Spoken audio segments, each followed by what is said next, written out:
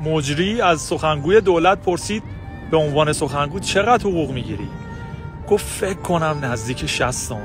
به عنوان سخنگوی دولت چقدر حقوق میگیری؟ من فکر میکنم که نزدیک 60 تومن میگیرم. فکر کنی؟ خوش به حالتون. خوش به حالتون که نه پیام واریزیتون رو چک میکنین نه فیش حقوقیتون رو چک میکنین.